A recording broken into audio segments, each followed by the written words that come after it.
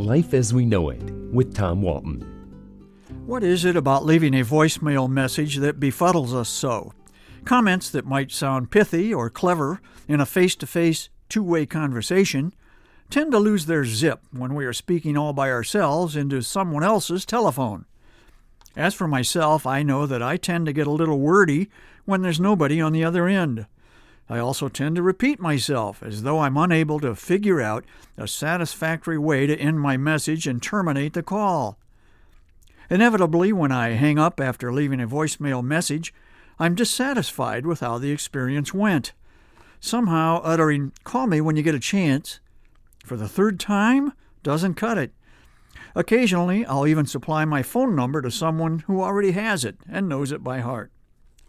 I envy people who've mastered the art of voicemail so well that I almost respond verbally to their message. I have a friend who's just that good. "I'm hoping you can make it on Saturday," he'll say, and I have to stifle the urge to say out loud, "Sounds good, Chuck, we'll be there," as though Chuck is right there on the line, waiting for a response. In this scam-happy world we live in, more people than ever use their voicemail recorder to screen their calls. For me, that just complicates things when I get their recording.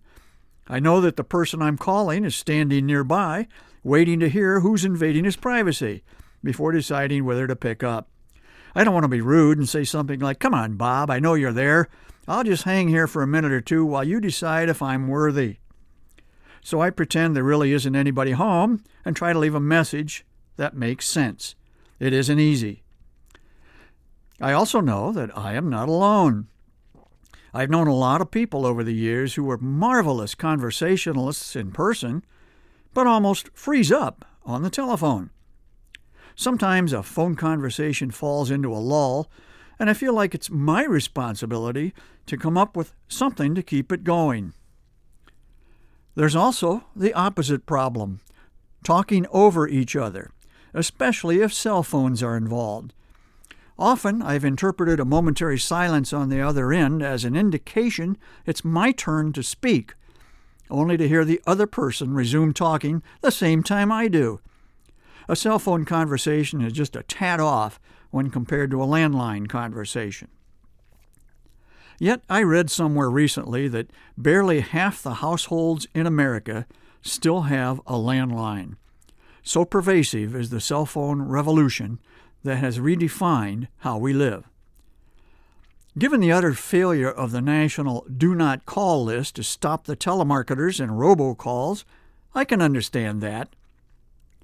But at our house, we keep our landline phone, at least in part, because it makes our cable and internet package a little more affordable if we bundle it all together.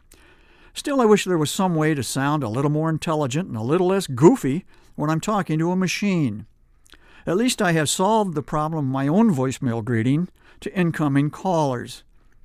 I turned the responsibility for that over to my granddaughter, who recorded it for us 7 years ago when she was 8. She's a natural. Life as We Know It is written and hosted by Tom Walton and is a production of WGTE Public Media. Life as We Know It with Tom Walton can be heard on WGTE FM 91 every Monday afternoon during All Things Considered at 5:44 p.m.